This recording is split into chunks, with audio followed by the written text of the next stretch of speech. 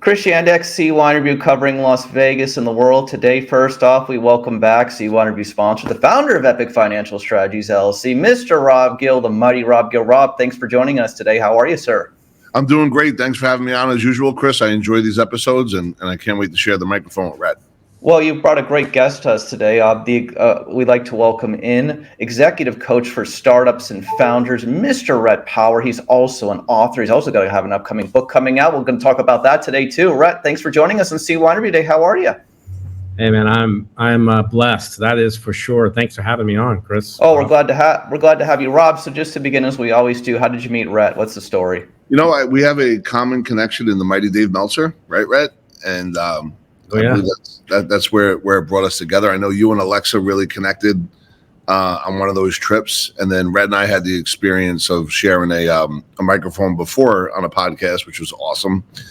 And you know, I as you know, Chris, what I learned from Jay, which is Chris's partner, Rhett, on how to model and do what others do successfully. And one of the things that was really, really interesting, and I love for you to get into it with Rhett, Chris, is how he was able to create the company he created and what kind of exit that looked like and how he became a business coach, which I think is an amazing story because I don't even think that was in the game plan for him, unless otherwise I think it naturally formulated on itself as he was helping making this country a better place.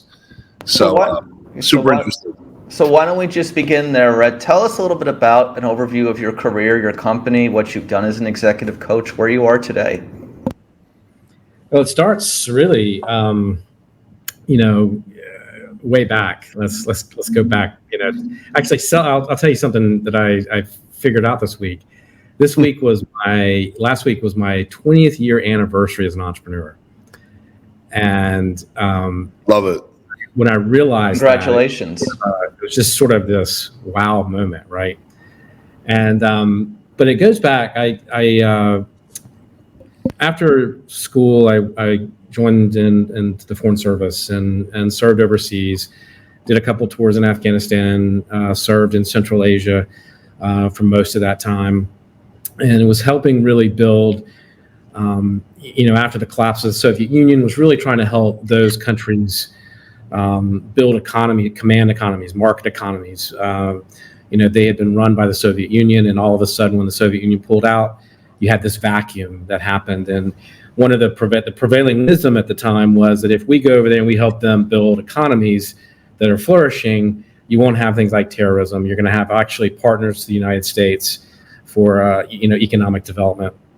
There are all kinds of good strategic reasons why we thought it was a good idea to help sort of those countries thrive. So anyway, about 7 or 8 years into that, I was doing a tour in Tajikistan, which borders Afghanistan, and I just had this gnawing feeling. And I'll back up there for just a second. One of the things I listened to early on, learned to listen to, was my gut, and I've quit several things to start something else. And those are usually the best decisions in my life. When I don't follow what my gut says and I don't listen to it, it's that combination of the heart and the mind and the soul and everything saying you got to go this way. When I listen to that, things really work out. And so I listen to it to go overseas and do that kind of work. I listen to it again to quit that work and actually come back to the U.S. and buy a small one-product toy company in Myrtle Beach, South Carolina. We turned that into a global company. Wait, hold on. Let's slow this down, Chris, because all I heard was a couple of tours of Afghanistan, change in Russia. I mean, and this is a guy that grew up blue collar, and I think coming out of high school, he actually knew. Tell me if I'm wrong, Rhett, that you wanted to serve in the military. Is that correct? Yeah, I wanted to go to military school. I went to the Citadel and wanted to serve. Yeah. But I also wanted to, more importantly, I think than the service, I don't know that I connected the service then, but I wanted to challenge myself. Yeah. And I also knew if I went to college, that would have been if I'd have gone to a big university or a big school, that would have been a disaster, right? Yeah. I needed the discipline and the structure. Yeah. And you mentioned entrepreneurship. And I think, by the way, I love just talking about that. And you saying it's your 20-year anniversary. And I'm assuming when you say 20 years, that's when you stepped into the toy company. Am I right on that? Yep. So for me and for all the folks, Chris, I think that entrepreneurship not on your channel, of course, Chris, fastest growing independent news agency in Las Vegas over the last 5 or 10 years. It's incredible, the growth there. But thank you, Rob. I believe that entrepreneurship is, I don't know, I think folks could be born with it and they eventually discover it. We could have that debate all day long. Yeah. But it is, to me, what really drives everything, right? It creates jobs and it's innovative and everything you can think of. And I remember we first hearing the word years ago, like I kind of felt like I didn't understand what it was. But then somebody pointed out to me when I was 10 years old that I had a paper out and it used to take me 42 minutes, right? So whatever we measure or monitor, we could basically adjust. And it would take 42 minutes from the top of the hill to the bottom of the hill. In the summertime, my parents had a swimming pool. So what I would do is have 3 other kids plus me, so 4 in total, take 42 minutes and bring it down to 15 minutes by breaking up the top of the hill to the bottom of the hill. And they got to swim for free. And makes sense. And we shrunk time. We shrunk about 35 minutes every day for 5 days a week. Right. Do the math on that in the summer. So that was a pretty cool thing. That was an entrepreneurial move. I didn't realize it at the time, though. They probably should have got more than just swimming out of it, but that was the agreement that we all agreed on. And there was no golden handcuff, and there was no profit sharing match or 401k match on that. But when Chris, I've had the good fortune of talking with Rhett, and what's interesting to me is, he bought this little toy company, right? After serving in the military, after doing a couple of tours, and we think about, okay, here are all the things that we learn in the game of life, what to and what not to do. And we always have these, let's call it life condition versus a blueprint. There was a blueprint to build up these economies so no terrorists would come in, right? That was the blueprint, but the life condition turned out to be something completely different. And how do we make the world, I think these go back to self-empowering questions. How do we make the world a better place? And for whatever reason, Rhett and his partner founded this toy company. And Rhett, I think it's an amazing story. That's why I want to kind of play with that a little bit off of the military, and then how you became a business coach. And Chris, thank you so much, brother. Oh, of course, absolutely. I mean, Rhett, let me just ask you, you mentioned to me before we started that you have a forthcoming book is about self-talk, which reminds me of this quote by the psychoanalyst Carl Jung, who said, if you don't make the unconscious conscious, it will direct your life and you will call it fate. Isn't that the basis of your self-talk, our subconscious, and isn't a large part of that our past or our upbringing? Yeah, I mean, obviously, I think a lot of it is, we carry stuff with us our whole lives, right? And we, I'm coaching somebody right now, and it's amazing, like what we discovered. We've been talking the last couple of months, and he's been trying to figure out why he's been snapping at his assistant. Why he gets so tense when she's around. And what we sort of found out was that she reminds him of his mother, and it triggers him, and he didn't realize how rude he was being to her, how ugly he was being to her. And his mother, he's got a pretty tense relationship with his mother, and she just reminded him of her in the way she spoke, the way her mannerisms. And it's not her fault, but it's a behavior that he has to fix. It's a behavior that he has to correct for an employee, right? And so the point of that is we all carry these things with us throughout our lives. And if we don't work on them, if we don't fix some of these things, we don't deal with some of these things, then it affects us as leaders, as entrepreneurs, as founders. And we have to be enough self-aware enough to know that we do these things, that we have these triggers, that we can fix them and act on them and correct them, so that we are the best leader that we can be for our people. And so the other basis for it is I think we all have self-talk. Most of us have negative self-talk. The whole point of this book is, look, if you can, the more positive the self-talk that you can have, the more successful you're going to be, the more productive you're going to be, the better person you're going to be around. We all have those people in our lives that are energy sucks, right? They suck the energy out of us. Like, I don't want to be one of those people that sucks energy from people. I want to be a positive, person that people want to be around. So there's so much that we can fix if we fix our self-talk. And so that was the reason we wrote it, because I do think it applies to leaders, it applies to businesses. And I'm actually playing around with the idea that you think about it, there's sort of a corporate self-talk, right? There's a corporate talk that we have, right? And that's part of culture and all that. But Jay Bilson will call that status quo clinging. Go ahead. Right. But an organization can have a self-talk too about itself. It's inner dialogue about itself. So anyway, I'm playing around with that, but I do think that it's super important. Thanks for the question. So Rhett, speaking about that and speaking of books, are you excited to read Rob's upcoming book, Surviving Success? I am super excited about it, and I'm going to have Rob on the show, on the new TV show that I have, Bestseller TV, and on Apple. So it's I'm super excited about it. So Thank you, should be getting emails sometime this week about that. We got that's awesome. Rob, an update on Surviving Success. What's 2 going weeks on? out. I think we're 2 weeks out for real. Man. Yep, Perfect time. 2 weeks out. Just making some little adjustments, but yeah, we're right there. So, Rhett, let me just ask you, speaking about everything and all the companies you've worked with, what do you think is the most common thing you see that companies are lacking, big companies that you've worked with? Accountability, man. 100% accountability. I think accountability is the X factor. It's the thing that can differentiate you. It's the thing that builds culture. It builds ownership. I hate those. One of the things I hate the most is like triggers me is when I go in and I talk to a group of either executives or frontline managers, and they use the words they, or they use the words they made that decision, or they are doing this. And I hate that word. I hate that sort of this sort of us versus them kind of mentality. It's sort of the got your back culture in terms of I'd like to create watch your back cultures, not got your back cultures. So I think accountability is one of the things I think is missing in most organizations. So like when you go into like a big organization like McDonald's, who has like this gigantic success front, it's like, what's like the attitude that you have like when you get in there, like, or your mentality, or like, would you have like an emotional preparation when I'm going to be dealing with these people who think they know everything, and I'm here to help them tell them, no, you don't know everything? Well, the funny thing is nothing I do is actually earth-shattering or new or actually that complicated. It's, what I found is we might know it intuitively, right? We might know this stuff intuitively, but we don't do it. Yeah. And so I'm there to help you do it, make it part of your culture, make it part of your habit.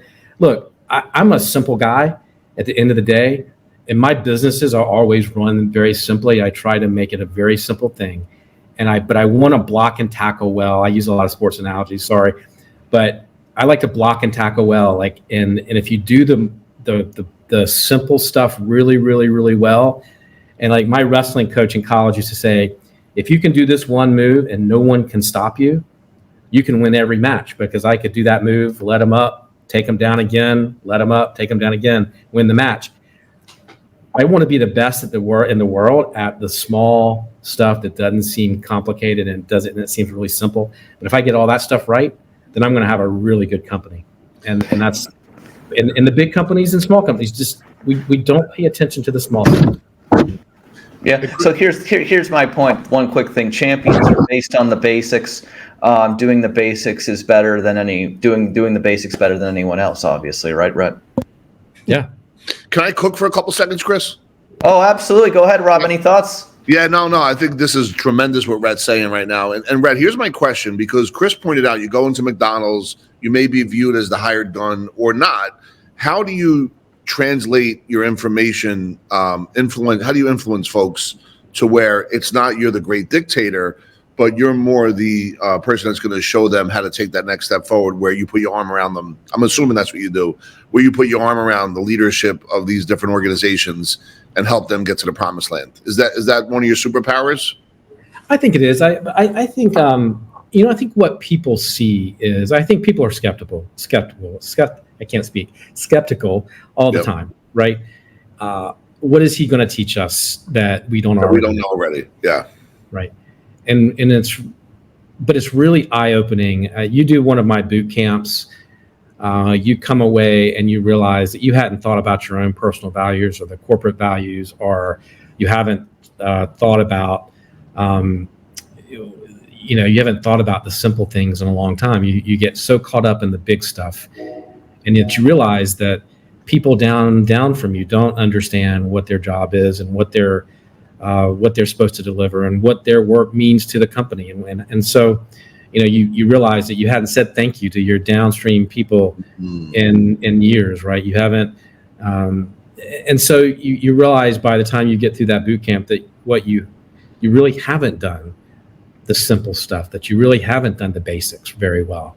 And so that's always, I think, where people sort of come around and say, okay, how do I do better here? And how do I, and so I think that's, I don't know if it's a superpower, but I do think that by the end of it, people start to see that, if they focus in on some of the smaller, they call it soft skills, right?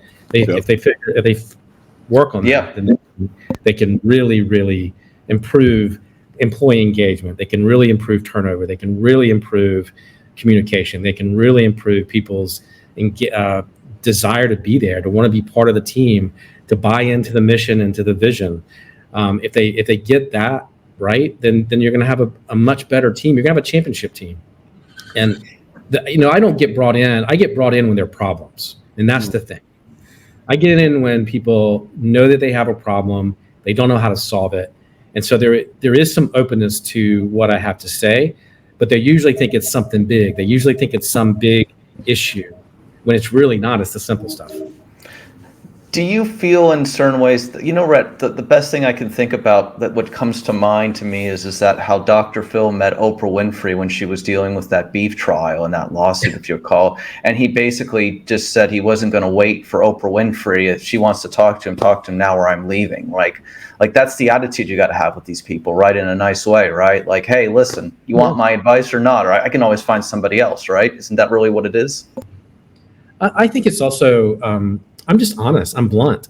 And I don't, you're paying me to give you straight talk and not sugarcoat things, and to help you get better, to help solve your problems.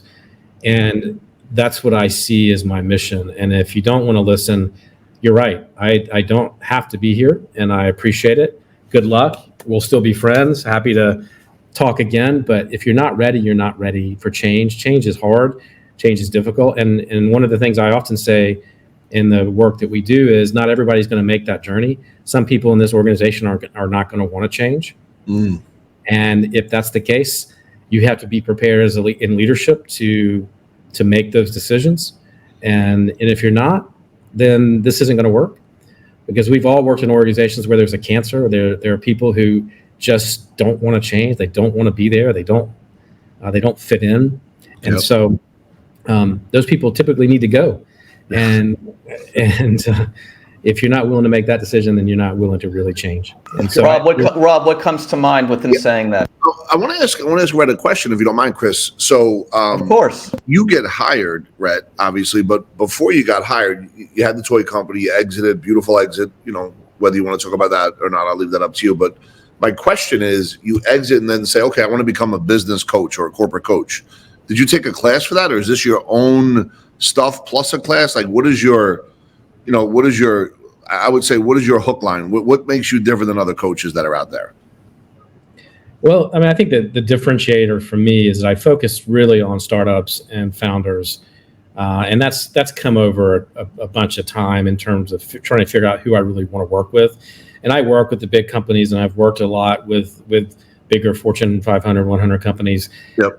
I'm doing less of that now because I think it's less interesting than working with somebody who is going through that startup phase and building something. They're building a legacy. They're building something of their own. I like working with those type of people. Yep. So that's been something that's been a revelation in the last few years for me, is that that's who I want to work with. And I guess to answer the question, it's an evolution. I was on a panel out in California and at Stanford with Marshall Goldsmith, and I just sold the company, and it was an Inc. event, Inc. 500 event or something, and he said, he kept questioning me, what's next? What are you going to do? And over that period of time, I came to the point that I said to myself, I really like helping people. I just spent 10 years doing it in foreign countries. Why not help businesses here? Why not help people like me? I've done this a couple of times now. I've started and sold companies.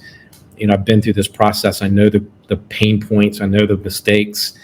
I also know the cost of not having the right mentors and the right people help you. I went through that too, where mentors weren't on the same page as I was in terms of where we wanted to go. And so that's what led to that conversation with myself. Hey, maybe this is something I can make a go at, right, as a business. And yeah, it's taken about 10 years and, lots of iterations, but, I'm getting to the point now where it's last few years where it's really clicking and I know what I want to do. And to answer your question more directly, I'm in a bunch of coaching groups, and I'm especially now with Marshall Goldsmith's top, coaches in the world. But the methodology is mine, and we actually have our own accountability methodology. We have an accountability management system that we help put inside companies to help them manage and build accountable cultures, winning cultures.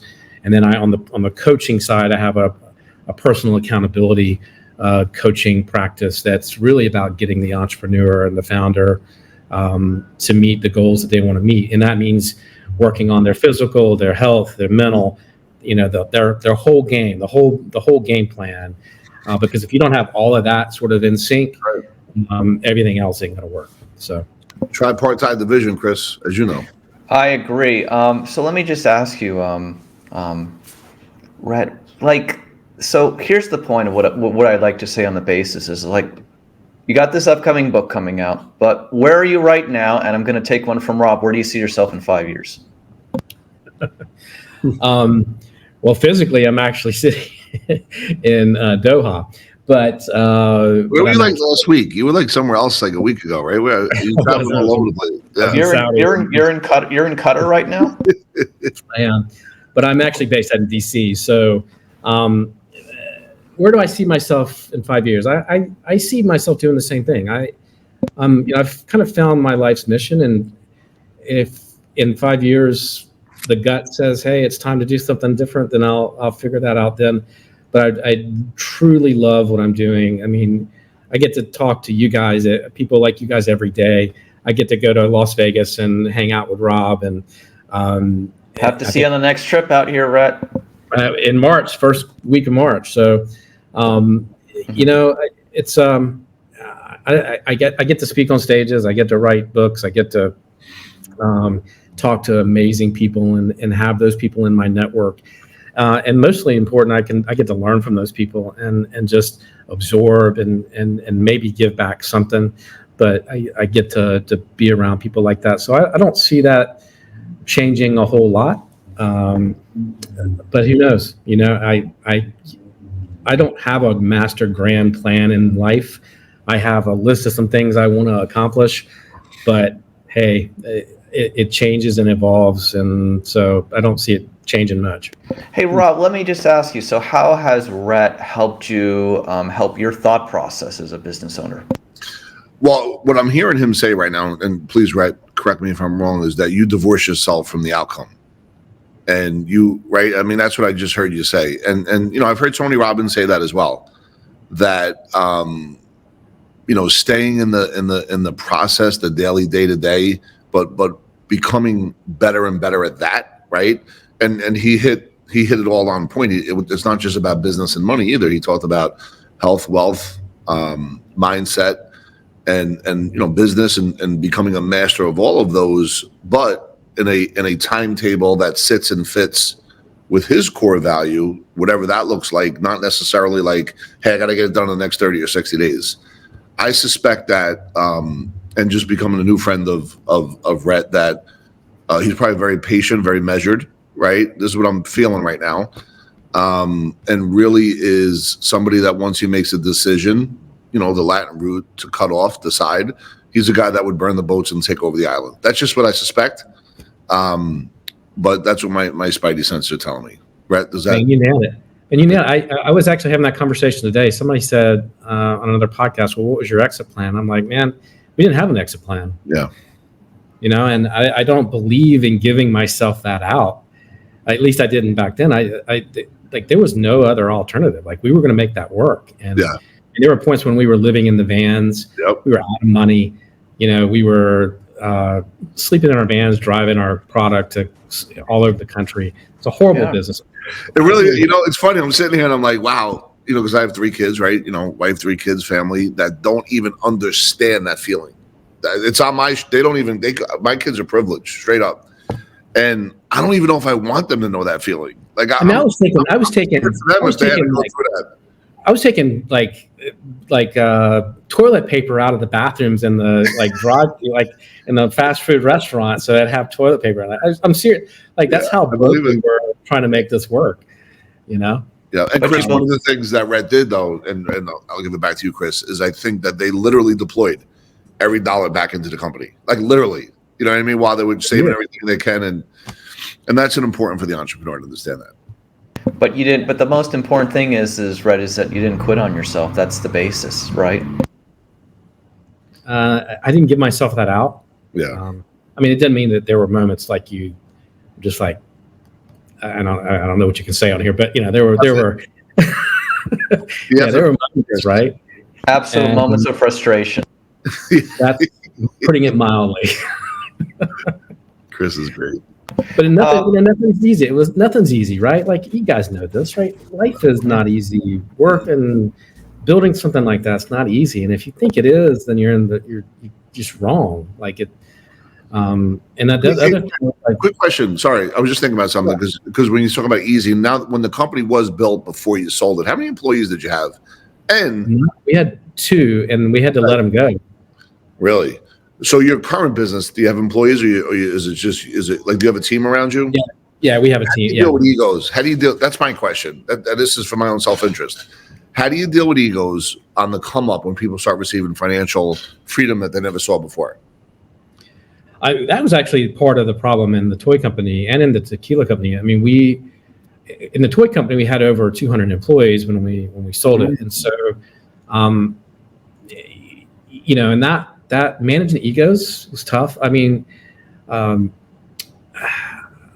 if I have a great answer to it. I think in that company, people still knew that we were hungry and that we building a company during the recession in 2008 and 9 was the best thing for us in the world, because we maintained our leanness even through that. Even though in 2008 we had an EBITDA, 12 million and 13 million. Wow. We didn't change offices. I had the same office chair I had from day one. We didn't buy stuff. I didn't go out and buy a new car. Like we maintained that edginess and that sort of throughout until we sold the company. And I think that really helped sort of settle people, even when they started getting paid from the company, they started winning. They started, people who started with us and were making 20,000 when they started and started making 100,000, and they started growing and they started getting, responsibility and getting titles. I think the leanness and our sort of corporate mentality, that self-talk, that whole culture that we had built, and we maintained that culture and we worked really hard to, I think that helped keep the egos in check.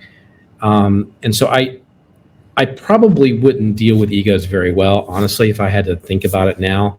I don't tend to work with people who want to come at me with an ego, because I probably wouldn't respond very well. That's probably a weakness of mine, right? It sounds like your work ethic was clear as day as the leader of the company, and there was no confusion at the commitment that you were putting in. That's the other thing. Okay. It wasn't like you were an absentee owner, right? So I think that matters. Yeah. Yeah. I was out driving the forklifts. I was out boxing stuff, right? Yeah. Now I did back off of that. I did have to learn that working on the business was, I know this is a cliche, but working on the business was more important than going back there to drive the forklift. Yep. That was fun to me. It was an escape for me, but it was not where my time was most useful. That's when you go from entrepreneur to CEO, right? That's when you graduate. Yeah, that's right. Yep. So want to leave with this thought, Rhett. What do you love about Las Vegas when you come out here? Man, I love the air. I love the sunsets. I do the too. Sunrises. Right. I love the spirit. I like just the spirit of like anything goes, because that's what you have to have as an entrepreneur, right? I'll bring it back to that. Like I love that spirit of hustle, of like nothing's going to stop me, right? I'm going to live my dream. That whole idea of I'm going to hit it big out there, right? Mm-hmm. I think that's I like that as an entrepreneurial sort of spirit. Absolutely, no denying that. So I got to leave it there, guys. CYInterview sponsor, the founder of Epic Financial Strategies LLC, Mr. Rob Gill, and Mr. Executive Coach and Author Rhett Power. What's the name of the new book, Rhett? Well, we're going through that sort of process now. It's so no title yet. No title yet. We got a couple things that we're batting around. Something around the idea of mental junk food, or something around the idea of the monsters in our mind, the things that sort of hold us back and sort of sneak up on us and limit us. So, and of course, and finally, surviving success. Hopefully in 2 weeks, Rob. Right? Yeah. Approximately 2 weeks. It's coming. There we go. Thank you both for being on CYInterview today, guys. Hang on with me. Thanks, Chris. Thanks, Rhett. Thank you for watching today's CYInterview segment from Las Vegas. Please hit the like button and please hit the subscribe button to be updated on all future CYInterview content from Las Vegas and beyond.